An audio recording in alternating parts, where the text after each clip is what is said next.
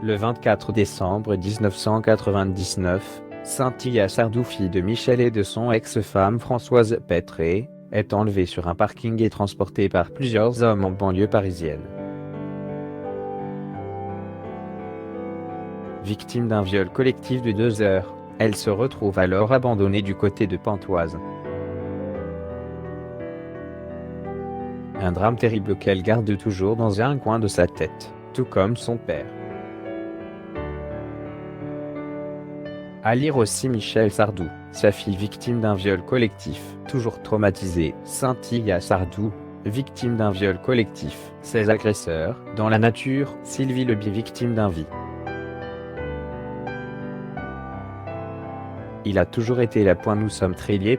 Il y a beaucoup de sentiments et d'émotions à chacune de nos retrouvailles en privé, a-t-elle confié. Avec la pandémie et la distance, elle n'a pas pu le voir depuis 18 mois car elle vit au Québec. Elle n'attend que de pouvoir retrouver et embrasser les siens. D'ailleurs, elle a confirmé s'entendre à merveille avec son demi-frère Romain, qui l'a aidé à l'écriture de son roman, ainsi qu'avec la nouvelle épouse de son père, Anne-Marie Perrier. Michel Sardou, malgré sa carrière très prenante, a toujours su trouver du temps pour ses enfants. Et le viol dont a été victime sa fille Cynthia l'avait d'abord rendu fou de rage avant de le plonger dans un chagrin qui ne partira jamais totalement. Mon père a beaucoup souffert de mon drame. K lui a fait beaucoup de peine.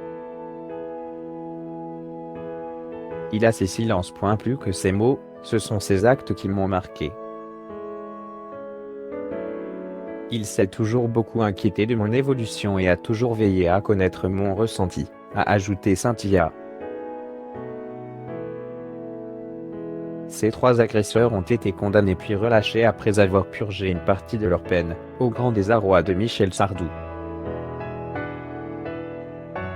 Elle-même trouvait la situation ubuesque. Ils en ont purgé la moitié et sont aujourd'hui dans la nature. 2 sur 3 étaient récidivistes, disait-elle en 2019 lors d'une conférence.